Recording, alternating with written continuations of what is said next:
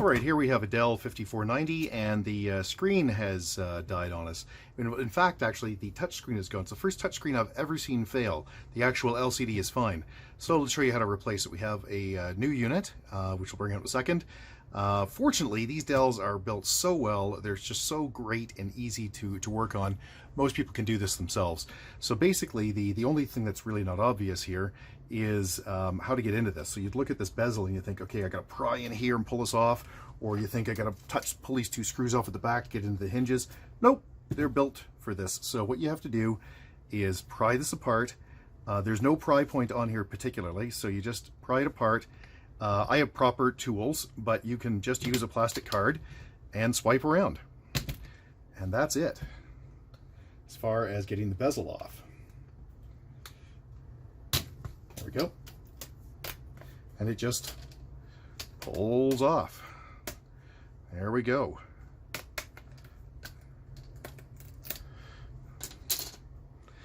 So now what we have to do is pull out these four screws right here and then lay it down. And when we lay it down, we'll see down here that there is a connector that I need to pull a little blue piece of plastic off, put it on the side, a little blue cover.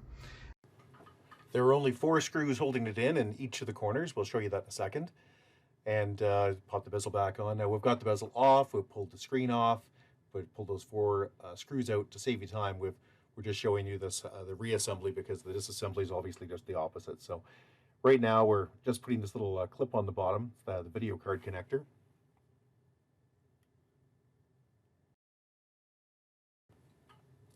And it's a bit tedious to get on, but just keep working it back and forth, and it will eventually slide on.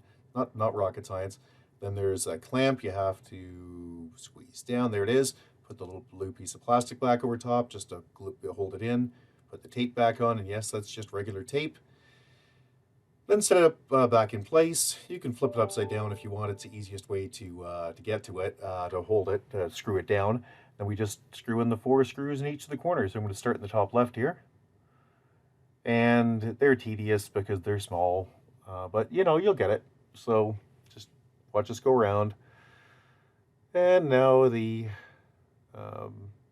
left, which is actually right if you were had it the correct side up.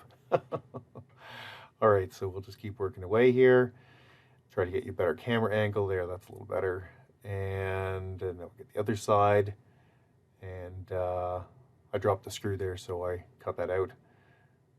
And there we go. Isn't that exciting? That one's in. And then the other screw with the other side. And then we're just going to flip it up. There's no configuration for this. You just power it up and it either works or it doesn't. So we don't even go into the BIOS because there's no need to. So flip it over, and then we got to pop the bezel on after we pull the protective plastic cover off, which, there we go, it's gone. You don't have to worry about any little pieces of tape that are underneath the bezel because you can't see them, so don't worry about it. And the bezel is just clipped in with little plastic clasps, so you just squeeze it around. I like to go around it 3 or 4 times. The first time just to sort of get it into place.